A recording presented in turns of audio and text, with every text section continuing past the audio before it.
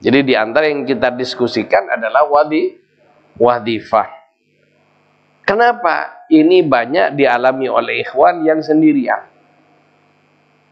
Sendirian tidak punya teman. Akhirnya terpaksa wirid dengan muhibbin. Ada kan? Kemudian dulu sebelumnya dari literatur yang saya baca, saya berkesimpulan. Kesimpulan saya, berjamaah dengan muhibbin secara hukum tidak terhitung berjamaah. Kenapa? Yang namanya muhibbin ibaratnya orang belum balik. Maka seperti kita sholat berjamaah dengan anak kecil yang belum balik, maka hitungannya tidak sholat berjamaah. Ini pendapat yang saya ini. Kenapa? Juga ada masyayikh yang ngomong begitu. Itu. Kemudian dalam perjalanan waktu itu sampai di daerah namanya As-Sa'idah. Di jalan itu saya bertanya tentang hal ini. Bagaimana ya Syarif? Kalau ada ikhwan, hanya di situ ada muhibbin. Boleh tidak berjamaah? Dan dihitung berjamaah atau tidak wiridnya mereka? Dan hujah saya, ya, yang namanya berjamaah itu sama-sama ikhwan. Kalau bukan ikhwan, dianggap tidak berjamaah karena belum wajib kan? Kalau muhibbin kan belum wajib.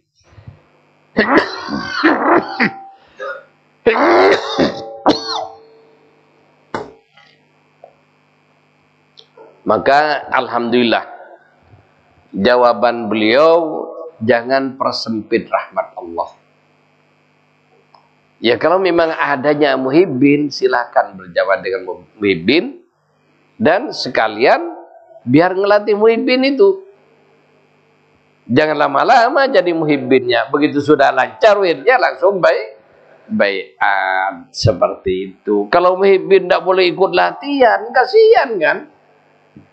Setelah baiat baru akhirnya kepontal-pontal baca Jawharatul Kamal masih salah. Itu masih terutama Jawharatul Kamalnya yang kasihan. Ini yang sudah kadung-kadung lah. Makanya seperti itu.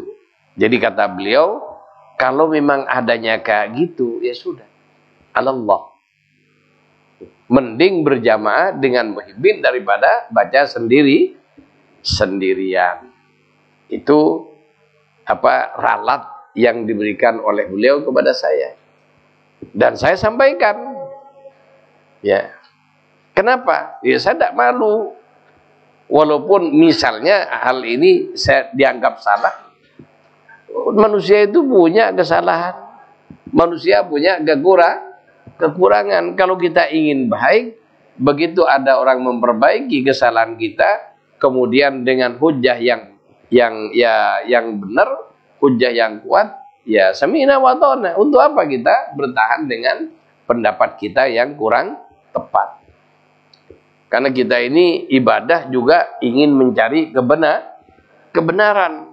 Belajar ingin mencari kebenaran. Nah, ketika kita bertemu apalagi dengan beliau Syed Muhammad Al-Habib sebagai cucu Syekh radhiyallahu anhu, dan juga beliau di antara cucu Syekh yang diperhitungkan kealimannya di seluruh dunia. Itu. Jadi makanya juga kadang-kadang saya mikir gini ya ketika acara-acara di Indonesia beliau diundang, kemudian dengan kapasitas beliau, ya, karena beliau ini tidak bisa dibanding dengan Ustadz Somad, tidak bisa dibanding dengan ulama kelas lain. Kenapa? Ya beliau internasional, jadi sudah terbiasa ngisi di Eropa, di Amerika, itu biasa beliau keliling. Kalau Afrika sudah daerahnya. Jadi bukan mau balik kelas kampung. Lalu sekarang kita ngundang mau balik kelas Ustadz Somad aja, ada yang berani ngasih 10 juta. Walaupun beliau tidak narjet sekian-sekian, ya paling tidak untuk kelasnya beliau itu 30 kalau ngundang. Lah kita ngasih berapa? Itu juga kita mikir juga lah ini.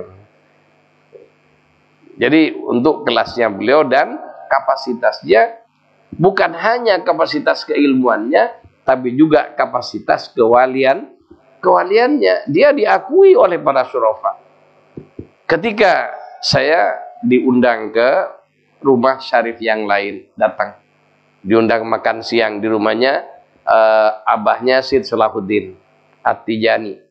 Ya bukan Salahuddin Mesir ya, Salahuddin At-Tijani. Kemudian abahnya bilang, ini tersebut di mana tinggalnya di sini. Saya bilang, Indah Syedi Syarif Muhammad Al-Habib.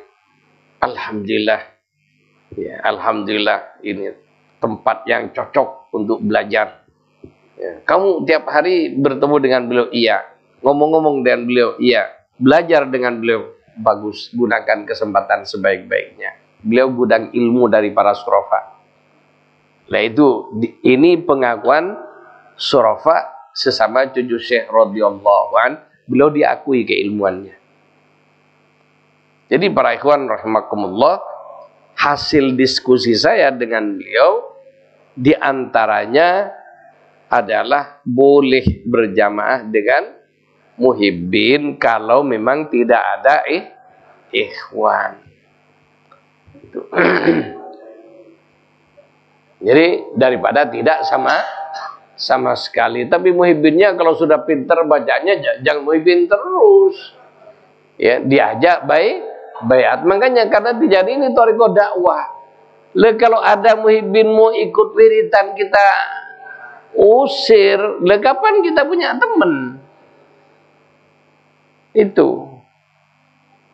Jadi kenapa kita kok wadifah ini dibaca minimal di musola atau di masjid atau di zawi, afdolnya di zawiyah, karena ini wirid dakwah juga. Makanya kalau kita baca Jawahirul Ma'ani, nama wirid wadifah ini adalah wiriduz zawiyah. Ya. Para masyayikh juga ada yang memberikan nama wiriduz ziarah. Kenapa? Karena kalau kita baca Jawharatul Kamal 6 kali, ketujuhnya ini langsung untuk Rasulullah. Dan kalau kita membaca Jawharatul Kamal 12 kali, ya, wabil khusus dalam wadifah, maka nilainya sama dengan ziarah ke Masjid Nabawi. Jadi, coba kita kalau umroh butuh uang berapa? Dikit-dikitnya 30 juta kan sekarang. Lah kita tiap hari mendapatkan pahala ziarah ke Kanjeng Nabi tanpa bayar uang banyak-banyak. Cukup ngegas sampai ke zawiyah, udah sama dengan datang ke Masjid Nabawi ziarah ke Rasulullah.